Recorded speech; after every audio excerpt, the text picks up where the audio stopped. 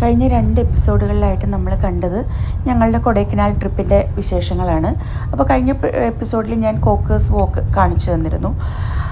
Welcome back to life with Ashu, സിന്ധുവാണ്. ഇന്ന് നമ്മൾ കാണാൻ പോകുന്നത് കോക്കേഴ്സ് വോക്കിൽ നിന്ന് നമ്മൾ അടുത്ത നമ്മുടെ വണ്ടി വീണ്ടും മുന്നോട്ട് പോയിക്കൊണ്ടിരിക്കുകയാണ്.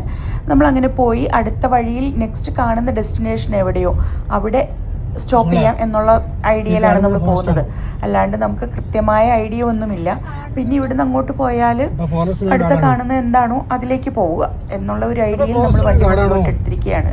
കുറച്ച് ദൂരം അങ്ങ് മുന്നോട്ട് ചെന്ന് കഴിയുമ്പോൾ തന്നെ നമുക്ക് മനസ്സിലാവും അടുത്തൊരു വ്യൂ പോയിന്റ് എത്തിയിട്ടുണ്ടെന്ന്.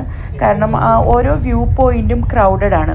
ഓരോ വ്യൂ പോയിന്റിൻ്റെയും സ്ട്രീറ്റ് സൈഡ് മൊത്തം ചെറിയ ചെറിയ ഷോപ്സുകളും ക്യൂരിയോസ് ഉള്ള ഷോപ്സുകളും അങ്ങനെ കുറേ കടകൾ നമുക്ക് കാണാൻ പറ്റും.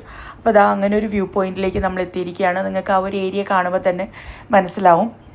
അപ്പോൾ ഇത് ഏത് പോയിൻ്റാണെന്ന് അങ്ങോട്ടേക്ക് ചെന്നാൽ മാത്രമേ നമുക്ക് മനസ്സിലാവുള്ളൂ കേട്ടോ. അപ്പോൾ അങ്ങനെ ഞങ്ങൾ കുറച്ച് അങ്ങോട്ടേക്ക് വണ്ടി കൊണ്ടുപോയി അവിടെ ചെന്ന് നോക്കിക്കഴിഞ്ഞപ്പോൾ നമുക്ക് ആ ഒരു വ്യൂ പെട്ടെന്ന് കാണാൻ പറ്റി. വ്യൂ കണ്ടപ്പോൾ തന്നെ എനിക്ക് മനസ്സിലായി. കാരണം ഞാൻ പറഞ്ഞല്ലോ, ഞാൻ കുറച്ച് റിസർച്ചുകൾ നടത്തി ഇതിൻ്റെയൊക്കെ ഏകദേശം ഒരു ഐഡിയ കണ്ടുവച്ചിരുന്നത് കൊണ്ട് സംഭവം കണ്ടപ്പോൾ പെട്ടെന്ന് ക്ലിക്കായി.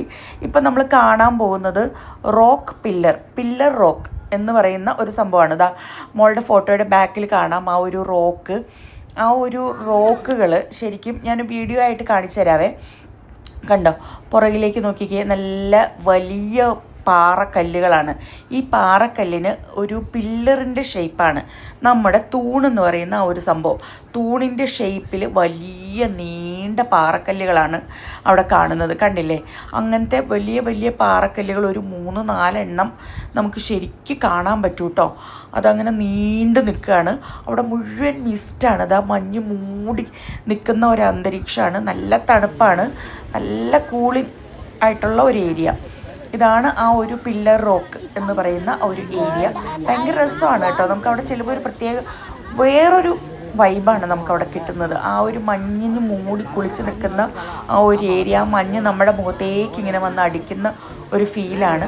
ആ വ്യൂ കുറച്ച് ദൂരെയാണ് ആ വ്യൂ കാണാനുള്ള ഒരു ഇത് നമുക്ക് തന്നിരിക്കുന്നത്. എന്നാലും പക്ഷേ നമ്മൾ ഒത്തിരി ദൂരെയൊന്നുമായിട്ട് നമുക്ക് ഫീൽ ചെയ്യില്ല കേട്ടോ. അതാ മൊത്തം മഞ്ഞാണ്, താഴേക്ക് നീണ്ട അഗാധമായിട്ടുള്ള വലിയ പാറയാണ് കേട്ടോ. അത് താഴേക്കാണ് ഞാൻ കാണിച്ചു തരുന്നത്. നല്ല താഴ്വാരാണ് താഴേക്ക് കേട്ടോ.